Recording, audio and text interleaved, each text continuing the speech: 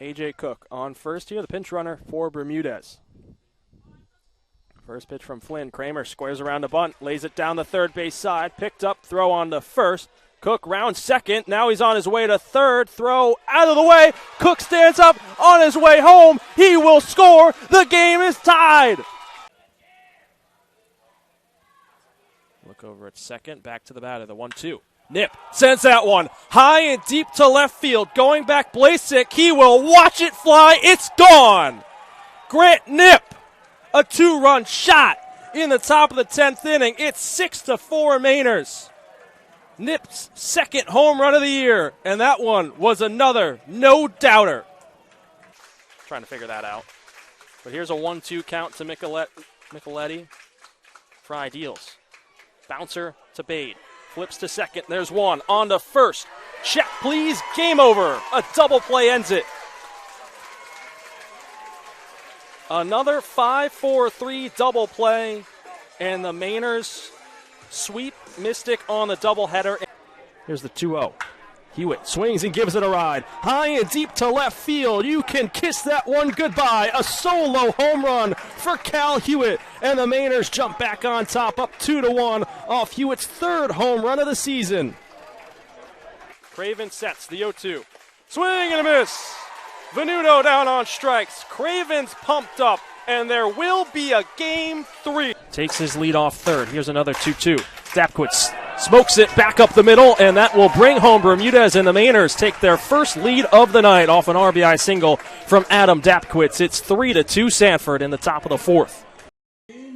Back for the bottom of the third here at Goodall Park. Reminder that Franklin Sports is proud to be the official batting glove of the New England League this summer. The NECBL. It's 14 organizations join over 200 major leaguers by wearing custom Franklin batting gloves as members of the Franklin family. To design your own custom pair of batting gloves, visit franklinsports.com and join the fam. Matt Scalzo, Jeremy Goldstein. It'll be 2, 3, and 4 in the home half of the third for the Mainers. Tied at 1 against Valley. Both runs came in the first inning for the two sides. A.J. Guerrero scored on the single from Hansen, and then A.N. Kane brought in the man at the dish. Quinn McDaniel takes ball 1 below the knees from Michael Jensen. No activity in either bullpen so far. Both pitchers doing well. 1-0 misses outside. 2-0. Despite the blemishes in the first inning for both pitchers, they've equally have settled in nicely into this game. McDaniel worked a walk his first time up. 2-0. Fouls it back into the netting behind home plate. Caught me by surprise. I always forget there's a net sometimes. It just happens. It's all right. You know, first time at Goodall, and you see those hard line drives, it can definitely shake you a little. There were a couple at the Vineyard yesterday. And ever since Winnipesaukee, when we had 2 coming to the booth, I've been flustered ever since. That's a valid reason. The 2-0 to McDaniel. Misses outside. 3-1, just off the outer edge. Bill Julie talking with the Valley coaching staff who didn't agree with the call. Looked a little outside. Here's the 3-1 to McDaniel. And that's high and outside, and McDaniel once again trots on down to first on a free pass. Leadoff man aboard for the Mainers. We'll see if McDaniel's willing to jump on one now again. His walk and stolen base, essentially the reason why they were able to tally a run to tie the game in the bottom half of the first. He stole second, and then the throw from Melnick was off target and hit off of McDaniel and found its way into center field.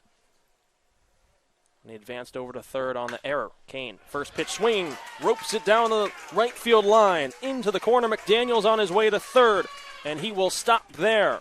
Aiden Kane continues to produce. A double on the first pitch puts runners on second and third for the Mainers. Yeah, this is obviously not really a surprise at all, but it's this part of the order. McDaniel and Kane, that looks like they're going to provide the difficulty for Jensen and maybe this whole pitching staff in the lineup. They've definitely done all the damage so far. Kane had the RBI single to tie it. Now he's got himself a double. Didn't score McDaniel, but puts runners both in scoring position for Jake Reynes as the Mainers try and break this one open. Tied at 1. First pitch to the shortstop. This is outside on the off speed. 1-0.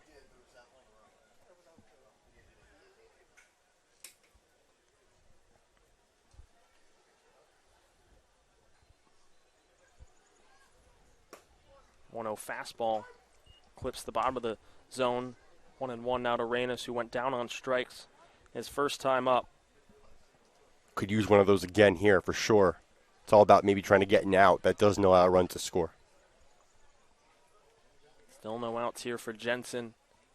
After the double from Kane, the 1-1. Bounces it in front of home plate, but Melnick keeps it in front of him. 2-1. The one thing if you're Jensen is you don't want to become picky with the zone now, because if these hitters have demonstrated a good eye so far, and if you fall behind in walk hitters, it's just going to sort of snowball on you. So you need to still throw strikes. If they get one across, you got to rely on your offense to maybe pick you up. 2-1 to Reynes. Chops it foul down the third base side over the head of manager Nick Lops at third. So it's 2-2 to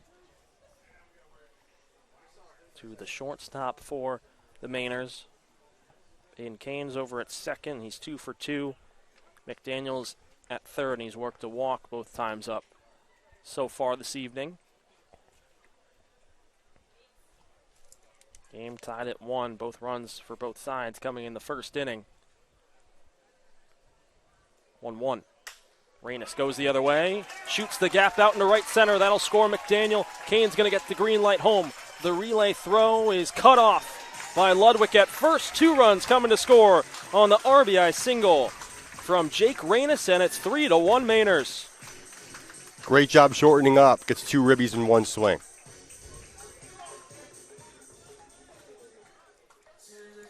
So an RBI for Reynes against Bristol, doubles that total with 2 here in the third, makes it 3-1 Mainers. And it's always happy to have a run producer back in the lineup in Reynes. Over at first, a large lead, and forces Jensen to step off. Still nobody out for David Bermudez as he steps up. For Reynes, that puts his RBI total into double digits at 10. First pitch to Bermudez. Finds the bottom of the zone. 0-1.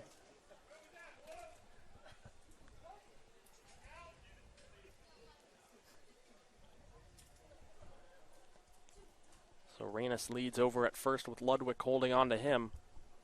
0-1, runner going. Check swing by Bermudez. He holds off. No throwdown from Melnick.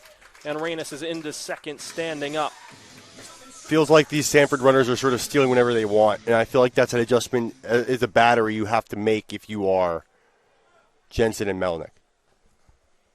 Now it's going to be tough for him as that breaking pitch from Melnick just worked its way down into the dirt on the outside portion. Melnick had to keep it in front of him. And Reynes with a good jump over at first finds himself easily at second. Now he's going to go for third as Bermudez fouls it back into the netting. And that's the thing, right? He's taking so many extended leads and not even getting a look. So if you're Jensen, you have to look him back, because he's getting so far off the mound before he's even kind of going into his motion. So you have a chance to throw him out here. But you got to give him the time of day, or else he's going to continue to get halfway down the line before a pitch is thrown. Now you see Fadio shift closer to the second base bag, but Reynes still with a sizable lead over there. He's going to hold this time round as Bermudez pops it up into left center field. Franco moving over. He'll make the grab, and there's the first out as Reynes will hold over at second base. Yeah, that's what you need, an out, just a regular out. Now you get a couple more, try to keep it here at 3-1.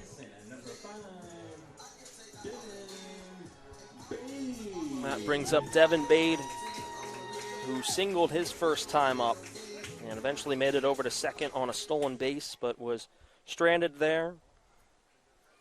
after Kramer and Hewitt both flied out to end the inning.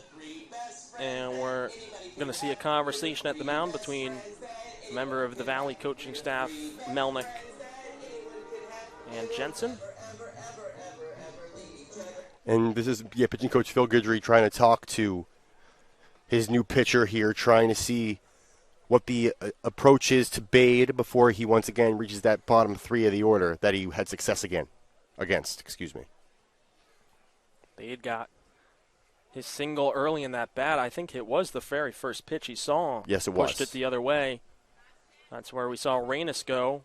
And with the rain coming in pregame, the ball's not going to roll as much when it drops into right center. First pitch to him. Bounces and gets away from Melnick. Reynes advances over to third on the wild pitch from Jensen. And it's a first pitch ball to Devin Bade. That's makes a huge difference because now anything in the air that's deep enough will score him. And now the infield plays in, so anything hit hard on the ground could very, very well give him the lead. Or extend the lead, my bad.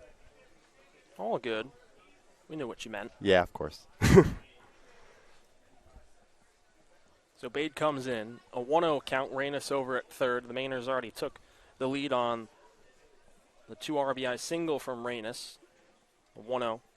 Bade shoots it up the middle. Franco moves over, makes the running grab. Reynes will tag. And the long throw cut off by Ludwig. He drops it on the exchange, and Reynes is in, standing up. 4-1 the lead now for the Mainers on the sac fly from Devin Bade that brings in Jake Reynes. And that's the point, right? Maybe Reynes gets to third on that fly ball if he's at second base, but because the wild pitch advanced him to third, it's a fourth run on the board. So now the bases are clear as Jensen just needs one more out to get out of this third, a 3 spot so far for the Mainers. MJ Lucas is the one that comes up, went down looking. First pitch swinging, dribbles it foul towards the dugout of Valley, 0-1. Still no activity for the Blue Sox in their bullpen. 0-1. Fastball finds the bottom third of the zone, 0-2.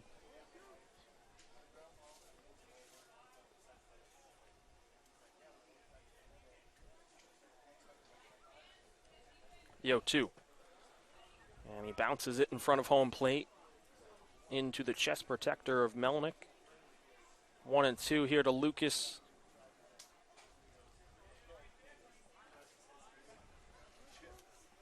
Mainers have found ways to get on, and they've been able to break it open here in a big game as they have a couple games in hand against Ocean State for that final wild card spot. The 1-2 from Lucas is fouled off.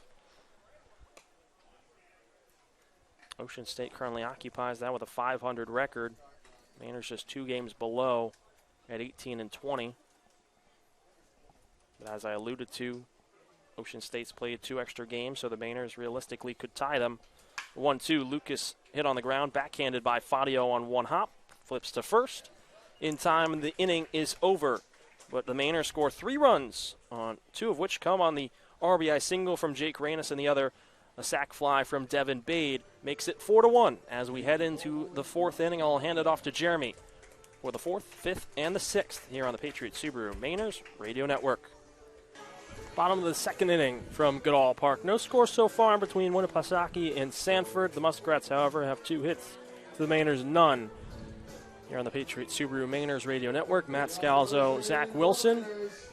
And as Zach was telling me in the break, Martha's Vineyard currently up 2-0 over Ocean State. A game that both these teams want to go to the Sharks' way,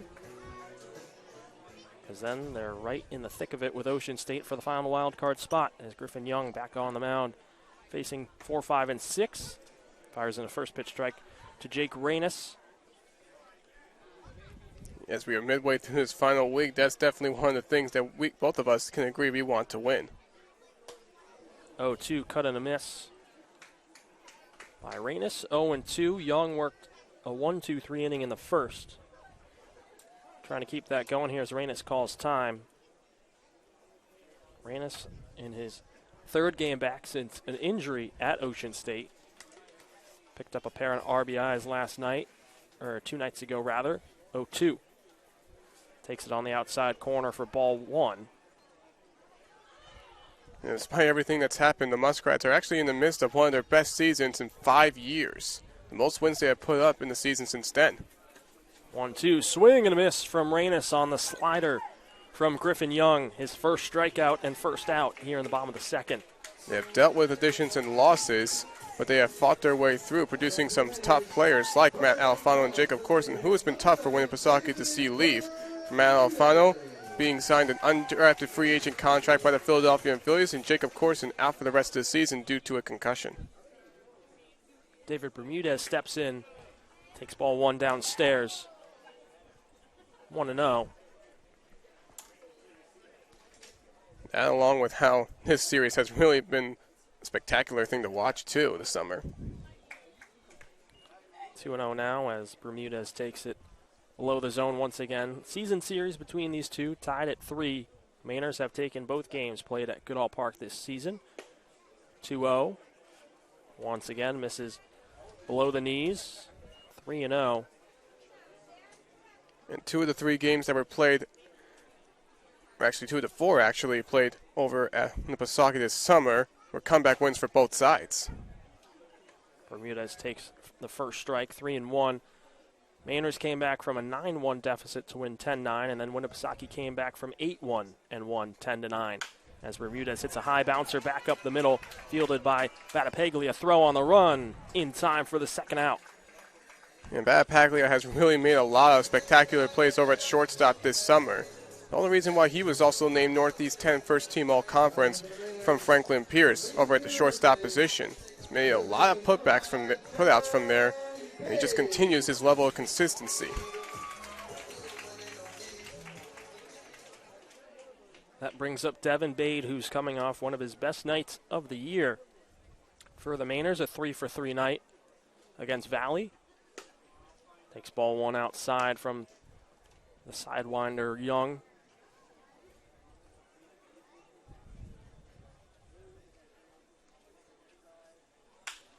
Hits that one in the air, but straight at Roche over at second. Into his mitt, and that'll conclude another 1-2-3 inning for Young, as we'll go to the top of the third. No score between the Muskrats and the Mainers on the Patriot Subaru Mainers Radio Network. Back at the Shark Tank, I'm here with starting second baseman for the North Division, Quinn McDaniel from the Sanford Mainers. Quinn, you're participating in the Home Run Derby. What's your strategy for that? Yeah, I'm going to try and pull side, elevate some balls, and try and get it out front. Mainers have 7 All-Stars, which leads the North Division. It's been an up-and-down year, but how does it feel to be out here with 6 of your other teammates? Yeah, it's going to be fun to play with my teammates, and it's a great environment, and I'm excited for it. And the Mainers, they sit 2 games out of the final wild card spot heading into the final week of the regular season. 2 games in hand on Ocean State, right there in the thick of it. Yeah, we're going to keep playing our game and try and stay focused and keep having fun, and hopefully we'll get into the push for the playoffs. Well, that's Quinn McDaniel starting second baseman for the North Division. Coverage continues here from the Shark Tank. Back at the Vineyard, I'm here with North Division manager Mitch Holmes. Mitch, you're only 22 and you have the top record in the NECBL. It's been a pretty good year. It's been good so far. I think we've been getting lucky here and there, but we've been playing well throughout the summer. We got off to a really good start. And I'm really glad that we're in a good position at this point in the year. So, heading into the final week of the regular season, you're just 3 games away from breaking the NECBL win record. You see that in the cards? It's really hard. We got some good teams coming up, and we're obviously everyone's thinner on the end of the year with pitching and stuff. So we're hopeful, but our first goal is to hopefully get the 1 seed in the playoffs, whatever that takes to do. If that's 2 wins, 3 wins, 4 wins, we're just hoping we get the 1 seed. So. And then finally, you got Game 7 of the Cup coming up against Upper Valley. How are you feeling ahead of that one? We're hopeful, but for whatever reason, we've been winning a lot, but Upper Valley's 3-3 against us. So they're playing us really well. They're a really good team. I think they've been getting unlucky so far this year, but they're a really good team. We're hopeful. I know our general manager really wants it. Our players are getting really into it. So we hope we can get the last one for the Cup. So we'll see what happens though. Last manager Mitch Holmes from the North Division. He'll be managing the North Division ahead of today's All-Star game. Coverage continues here from the Vineyard. Awesome. Thank you. Appreciate it. Good luck Thank today. you. Thank you. Thank you.